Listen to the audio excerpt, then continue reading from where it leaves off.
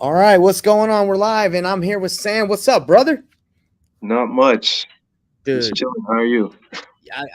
I'm doing good, and I saw that you wanted some help with comping, bro. You're in analysis paralysis. It happens a lot. It happens a lot when people get started. They're just like, "What do I do?" Is that? Tell me a little bit about like how you're feeling, because it's been a while since I've started. I've been in it for about 5 years. So tell me what's how you're feeling. What's going on? Uh, I'm pretty nervous. I'm not gonna lie. Don't Been be trying to nervous, dude. do been Yeah, trying to do this for at least a month, almost now, yeah, yeah, and I finally got to the stage where I'm somewhat comfortable enough to go out and try and make calls and do all that. But yeah. I'm just stuck on analysis paralysis, essentially.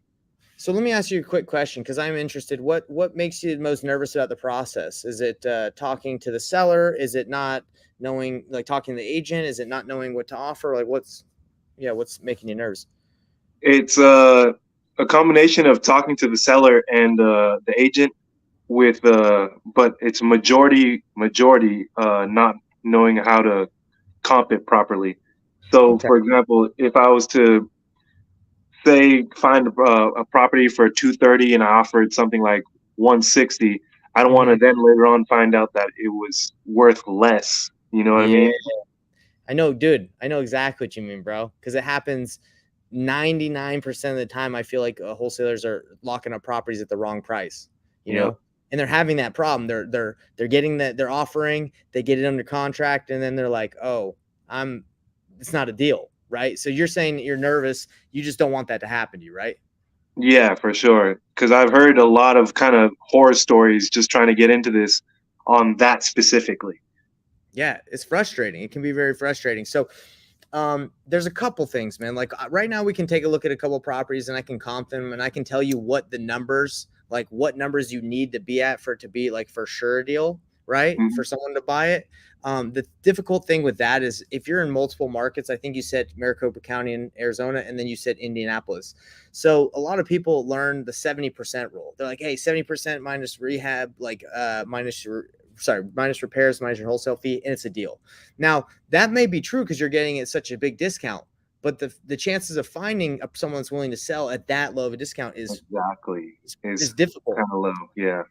So in Arizona right now, because I understand the kind of the market, it's a lot of buyers are buying at 80%, right? Hmm. They're buying by 80%, sometimes just 80% period, right? Without even your wholesale fee, without, well, obviously your wholesale fee, but without even repairs. Some buyers are doing 80% minus rehab. So the rule of all across the board of 70%, 80%, 90%, it doesn't work.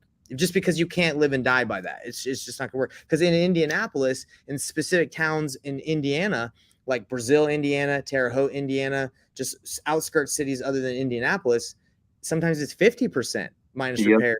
So to live and die by that is difficult. You're gonna get yourself. We're gonna waste time, and I'm not about wasting time. Neither are you. So the way that I combat this, the best way to combat this is to know what your buyers are buying in that area. Just to ask them, right? So for example, if I'm your buyer and you have a property and you're like, hey, I'm talking to a seller. They're pretty motivated. They're wanting this. Obviously, they always want more. Where would Hmm. this make sense for you, Mr. Buyer? Then Mr. Buyer looks at it, says, "Hey, they're motivated. Okay, you're not wasting my time. This is actually someone that, like, if I make an offer and you can get it, this is going somewhere. That you lock it up. Sorry, they look it up and they tell you I can do 250. Then your job is to go to negotiate it with the seller for less than 250 for your wholesale fee. That is the easiest way as a new beginner to get a deal without having to worry so much about did I comp it right? Because you're saying you're nervous, right? So if you had someone like me that would just tell you what they would pay, you wouldn't be nervous, right? 100%. Yeah. So that's what I teach. It's like I got the hat on. It's pain. Have you ever met me? You probably never met me before, right? Nope. No worries. That's kind of what I teach. Is painless wholesaling. My last name is Pain, so I say it's painless, bro. It's if you have those relationships, you can literally just go ask someone like me. Now, not all buyers are just if you don't know them are just gonna like run comps and tell you exactly what they're paid because they're busy. So you have to develop those relationships with those key people that you vibe with that can give you that information. Does that make sense? Yeah, as well as not all real estate agents are all that keen on giving you information without kind of getting something in return, which Of is what I've course. realized already.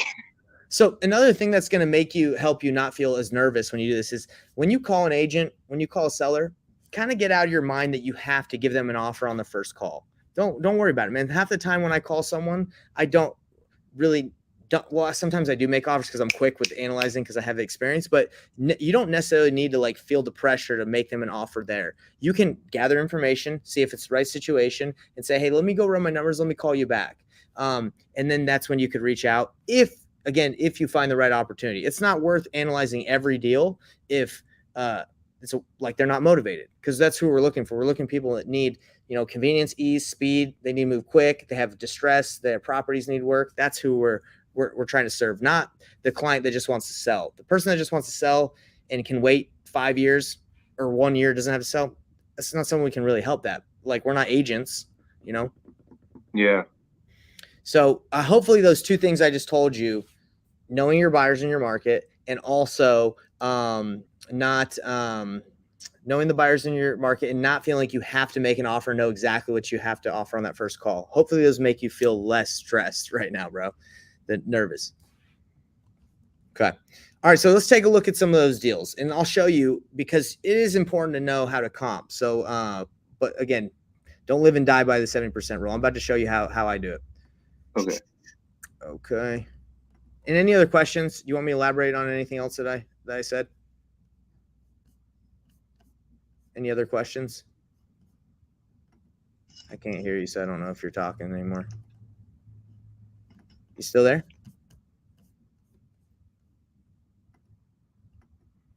It looks like you're frozen. You there, bro? Oh, actually, sorry, I do have a question. Yeah, what's up? After we do the compings and everything, Yeah. The next step would essentially be to call like a real estate attorney or find like a title company, essentially, or would I do that last? Well, actually, I teach people how to call the real estate title companies first, and then that's where they get their buyers, right? Because who knows who's buying? It's title companies, right? So I told you, hey, if you were to get your buyers first, I think he's having internet issues. But yeah, if you're to get your buyers first, then you kind of aren't as nervous, like you were saying. But let's see. And by the way, I'm just doing this live because I saw him. Everybody, oh, there he is. I saw him live, and I was like, let's help him out. So, did you hear my answer about answering, like, going to them first? No. I got cut off right before you said that. Yeah. So what I was saying is, I believe in order to really be efficient, effective as a wholesaler, essentially you're looking for properties for buyers to buy. So if you don't know what they want to buy, you're wasting you're wasting your time, in my opinion. So I would definitely call a title company that's investor friendly in Maricopa County, in Indianapolis, or wherever you're looking, and ask them, hey, who are the buyers that are the best, who are buying right now, so I can bring them deals. Essentially, that's what you're saying. Yeah, so I think to answer your question, I think it's a good idea to call those title companies to find out, who those buyers are. How do you find those exactly? It's a great question. There's a lot of different ways to find title companies. But look, there's a lot. I can answer questions all day, but let's go into comping super quick because that's what you wanted, right? Yes. Thank you. Yeah, I got you, bro. There's a lot of questions. I love it. All right, so give me the address of one of the houses that you want help comping. Okay, so the first one is 6510 Lupine Terrace, Indianapolis, Indiana. Lupine Terrace? Is that right? Yep. How do you spell lupine? Lupine. Okay, so this is on the MLS, correct? Well, it said it was listed right here, MLS number, but I guess not. All right, so I like using Zillow and batch leads, but I'm not going to show batch leads because then it will like block my my live. It doesn't like when I use batch leads. So is this? Tell me a little bit about this property. This looks like a condo or something. Yeah, it's definitely a condo. It's a 2-bedroom, 1-bathroom, around 850 square feet, and that's as far as I know about it so far. Okay, so here we go. Like, if you are to use Realtor.com, it does a pretty decent job of kind of telling you, if you scroll to the bottom, like comparables. Like for us, we can't really compare single family. These are Mm-hmm. condos, so you want to compare condos to condos. So this one looks like it's in the same, might be in the same area, 3307. Let's take a look. So this, let's see if this has pictures. This is currently listed. Yeah, I think this is the same. Man, they really need to paint on the outside. What do you think, man? That's crazy. Yeah, for sure. The house or the property looks like it needs a lot of updates on the outside at least. Is the house that you have, is it on how did you get that lead? I pulled it up on PropWire and Batch Leads. Okay, and have you called it yet? Not yet. Okay. So not here to roast you. I don't want to make you feel bad, but not if you haven't talked to the lead yet, it's a complete waste of time to comp a property. Okay. Because I could be looking at this house, get the numbers all right, and never be able to get a hold of the seller. He might not be paying his phone bill. He might just blowing up his phone. Who knows? But yeah, I think, and I see this a lot. A lot of people like want to make sure they know what everything's worth before they call, and they just complete waste of time. Again, because you never know, you might not be able to get a hold of them. Now let's just take a look. We're already looking at this one. So you can see from it that it's been flipped inside. Someone flipped this house, right? Mm-hmm. So they got it for $94,999, and let's see, it's been on the market for 14 days. So that doesn't really tell us if it's been on the market like for 100 days and no one's buying it and they're overpriced. So one thing you could do is you could call the real estate agent that has listed the property, Todd, and be like, hey, Todd, I'm thinking about flipping a condo right next to yours, but I'm just curious, is $94,999, is it moving quick? Are you getting a lot of offers, or are you going to have to bring the price down? That's like a quick way to find out, the heat in that area, right? Mm-hmm. So I am curious what they bought this for. I don't really use realtor.com very much. I use Batch and Zillow, but I think you might be able to find the details here. Let's see, of property history. Okay, cool. Yeah, check this out. Listing removed. Okay, they took out the information. Price 94. Okay, yeah. So it looks like listing removed. Price change for rent. Okay, they had a listing. They listed it. They took it off and they rented it out. And then they're listing it again. Okay. All right. Let's run the numbers on this thing really quick. So you got to have a calculator. I know, Brent, you're in TTP, so Brent probably has a calculator. I'm not actually sure where you would get it, but this is the one that I use. So let's run the numbers on this. So let's say you're talking to this seller. You call them, and the house is distressed, right? Mm-hmm. Just like it's all math. It's all math problem, right? So here's how I analyze it. I'd say I would go and I'd say, hey, a flip comp in this area. Hold on, I got to refresh this thing.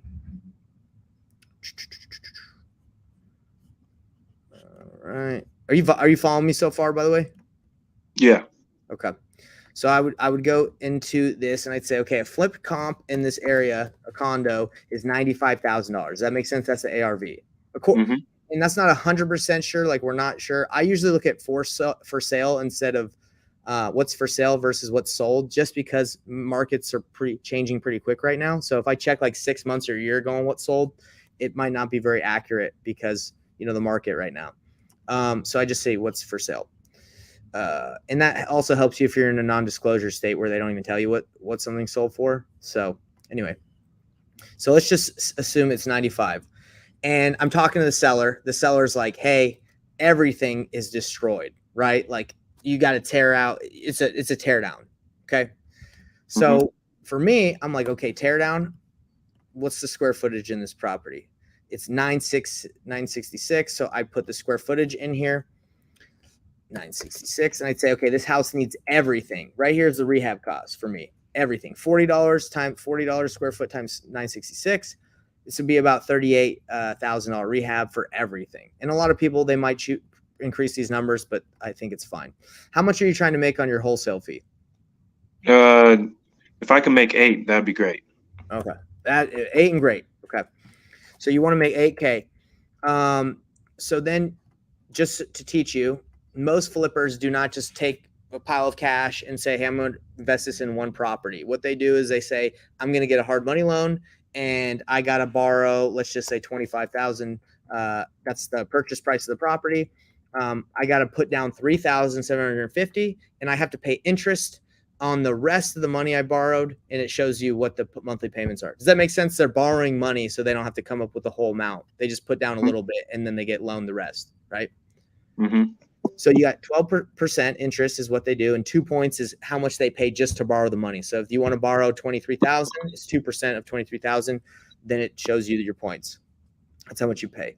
15% down. That's the number here, and then hold time. So this house, it's a condo is 966. It probably wouldn't take someone very long to rehab it. So just from my experience, I'd say 2 months to rehab it, and then 2 months to list it in case it's slow, doesn't move quick.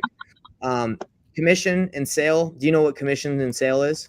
No. Like, okay, so you know how real estate agents list. Yeah, real estate commission. You know what that is. Mm-hmm. So there's 3% for someone to list the house, and then there's 3% for a buyer's agent to come in. So it's usually 6% is what a buyer would have to pay if he was not an agent. He'd pay 3% to a realtor to list it, and 3% for a realtor to bring a buyer. Okay. Most flippers know somebody that's an agent or they are an agent, so they don't pay that listing fee of 3%. So there is 3%. Closing costs usually 1.5, 2, but I do 1 because the buyers that I use, they're good with the title companies. They know exactly like how to get a little bit of a discount. You follow me on everything? Mm-hmm. Okay, so if you were, I just threw in the number 25 just because from experience I'm like, okay, it's probably gonna have to be around that low. If you want to make 8,000 and the rehab is everything, and it's about $38,000 rehab, you would have to, in order to get your investor in the green, that's where all investors want to be. They want to be above 15%, 20% or higher. In order to get your investor in the green, you would have to get this from the owner. You'd have to get it from the seller for $25,000. Okay. And then you would wholesale it to your buyer for $33,000. It's all it's doing is taking the price that you got it for under contract for, adding 8, and it's giving you what you wholesale it for. Okay. Okay. So if you're talking again to this seller and they're like, look, the house, blah, blah, blah, this is my problem. And I need to sell quick. And you're like, well, we usually buy properties in this area for around 20 to 25,000. That's not my final offer, but would that make sense if we were able to offer you something in that range? No way. Your offer sucks. And you're like, okay, well, tell me, what would make sense? I said, that's not my final offer. They'd say, you got to give me at least 33,000. Right. So you're like, okay, well, let me see if this works. Okay. Now you're at 10%. Now, most buyers in, Salt Lake City, Utah, Phoenix, other like major metros are okay with a 10%. That's like you're getting low. You're getting to like an iffy deal right now. Like if it's below 10%, because that's how much they want to make on the return on their net profit, right? This is calculating they buy it. That's how much money they make on their I'm having a brain fart, but that's how much percent they make net profit. So this is getting a little iffy. So you might, if you can't get any better than 33, you might have to adjust your wholesale fee, right? And then it gives them a little bit better of a deal. Not that you'd have to, or you could just say, hey, look, if I did that, if I came up with a 33, it's kind of getting tight for me. Could you do 30? And that's where the negotiation, right, is coming into play. But that's why knowing your buyers and how I suggested in the beginning is really important, because you might have someone that is cool to buy at 8%, right? They're willing to pay a little bit more. Mm-hmm. But you're kind of in a scenario right now where you're like, I don't know, right? I don't know what someone's going to buy at. So that's why I suggest to do the painless way and network, go to RIAs, find people through title companies. You can use batch leads to find buyers. You can reach out to agents and network. And this isn't like something that takes years. It takes days to, really reach out. And it's a continuous thing where you're always trying to find, improve your relationships. A lot of people, what they'll do is they'll find some buyers and they'll never do it again. Like they'll just look for deals nonstop. So you want to keep on cultivating good relationships with your buyers. So that is how this works, man. Because what you're pretty much getting a deal for a flipper. So what makes something a deal? Well, you got to talk to the buyer, but it's usually if they can make a between 10 and 20% net profit on their investment. Okay. Does that help? Yeah, very much. Okay. Now, one thing I don't want to say never, but just no point, even for practice sake, I'd say it doesn't make sense to just comp properties like I just showed you. Go talk to some people, go talk to some buyers, and also talk to people that actually are like, hey, yeah, make me an offer. Because to do it just right now, it's like an exercise for school. Like, I'd rather do this for someone that, wants to sell, and we can make them an offer, right? Mm-hmm. So yeah, just everybody that's watching this, and for you, don't waste your time, guys. Don't analyze properties that you do have not ever talked to the seller, because it could be a complete waste of time. But what we could do is we could skip trace this lead right now, and we could see if we can talk to him real quick. Do you know how to skip trace? Mm-mm. Okay. So we would go to the lead that you gave me. We'd put the information into batch leads or any other services that you use, and we'd reach out to that seller. Let me see if I can. Do that. Where did you say you got this lead from? Like a list? Didn't you say that? Yes. Okay, so where did you get that list from? Um, prop wire initially, and then I double checked it on batch leads. Okay. At So least for 6510 Lupine Terrace, it said it was off the market. So yeah. So we'd have to skip trace the lead. yes. I can skip trace. I just can't share my screen, but let me skip trace. I'll skip trace it for you right now. Let's see if we can get him on the phone. So you can see this thing whole circle, right? Because I know just from Indianapolis, like if we can get this someone that's making a 10% return, we can sell this thing. But again, I keep on going back. It's better if you have relationships first, okay? So let me go to my batch count. Let's skip trace this guy. Let's see if we can get it done, bro. Let's get a deal right now, huh? What do you think? That sounds good to me, honestly. Okay, give me the address one more time. 6510 Lupine Terrace. Lupine. There's got to be a number on there too, right? Or no, that is a number. Okay. Yeah. I thought there was like a unit B or something. Okay, so I have it right here, man. We got his. Guess who owns it? Juan Lopez Pedrosa. You speak Spanish? No, no lick. I got it, bro. I'll take care of it. All right, so I just skip traced them. It's costing me 12 cents. So hey, you got to pay me back if we get this deal. If we close this, you got to give me 12 cents back. Sounds good. I'm just playing, bro. No, it's on me. All right, so let's see. Assign it to I got to make a new list on here for batch, so give me a second. What's your name one more time? Sam. Sam? Mm-hmm. I'm just gonna make a list called Sam Live Call, and because when you skip trace and you poll, you gotta put it into a list. Okay, let's see what numbers come back. All right, bro, we got 1, 2, 3, 4, 5. We got 5 numbers came back and some emails. Okay, so I'm going to right here in StreamYard where me and you were talking.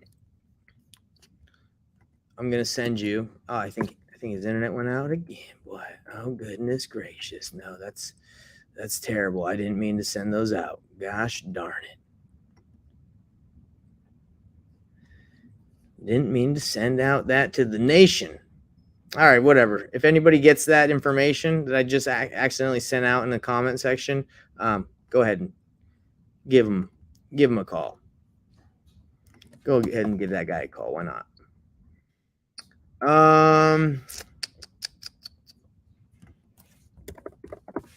Let's see. You still there with us, bro? Your phone keeps going out.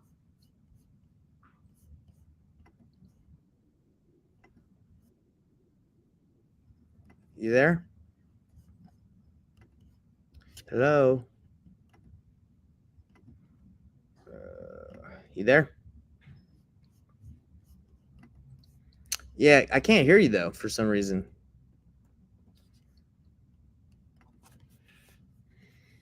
I see that you're not muted though, so that's good.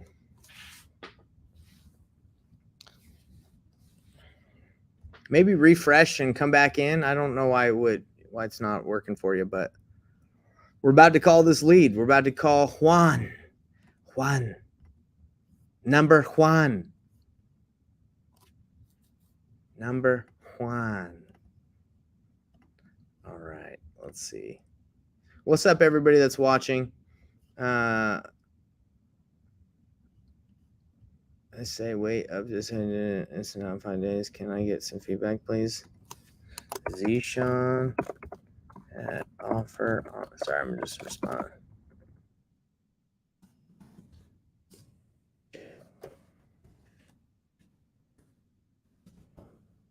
Here.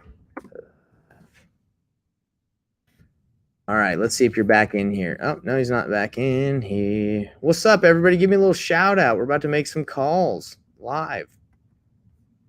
Trying to help someone in analysis paralysis.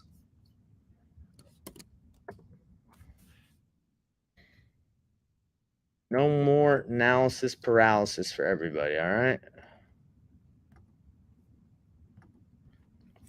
Well, I was going to call these. I'll call them. You can watch. This is recorded.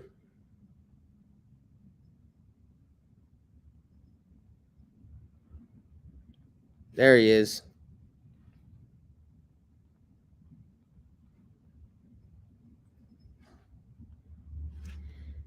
You there? Can you hear me? Oh, man. No, okay, no worries, bro. So, dude, check it out. So I sent the I sent you the numbers that I just skip traced in the private chat here. So let me call one of them. Okay. And then if we get a hold, great. And if not, you take those numbers and you take it all the way and you call them.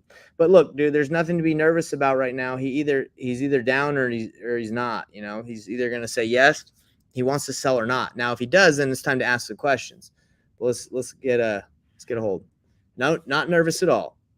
Mike Farrell, please leave me a message and I'll get back to you. Okay, so it went straight to voicemail. Let's try it one more time.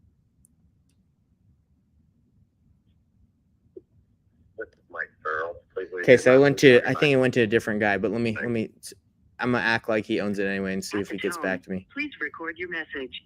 When you have finished recording, you may hang up or press 1 for more options.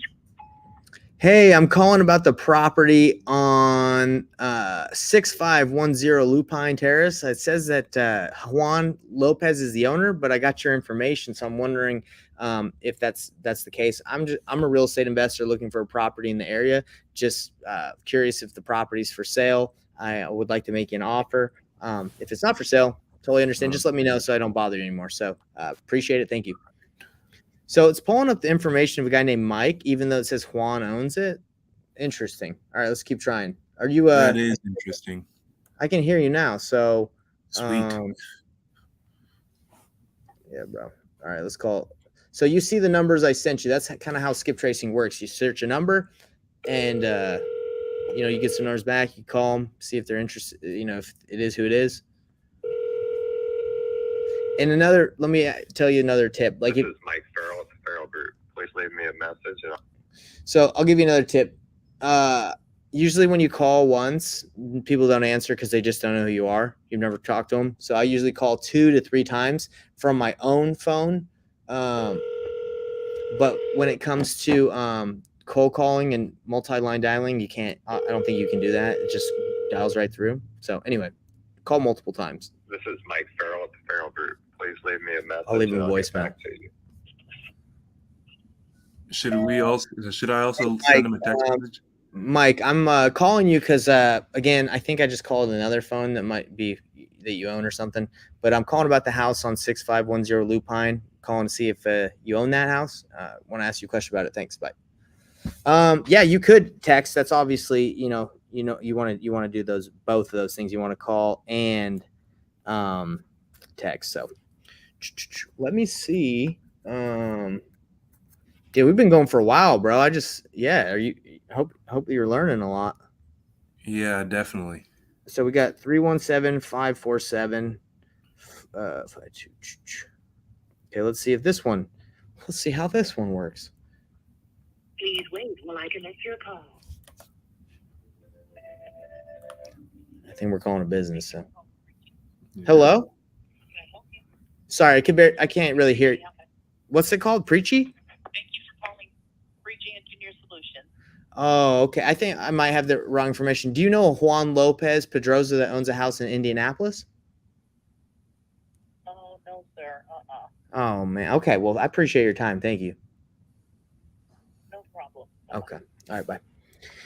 Yeah. So with this specific property, we're getting Mike Pedroza is like not Pedroza. Mike is the guy that we're getting. So this one's a little interesting. Are you in Indianapolis by chance?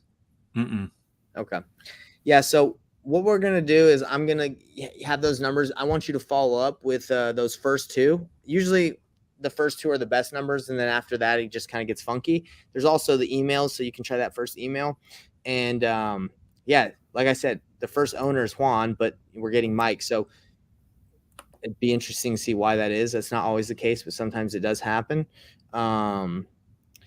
So okay, all right. So are you gonna do that for me? You're gonna follow Will up? do. Okay. All right, brother. Dude, I wasn't even sharing my screen that whole time. Come on.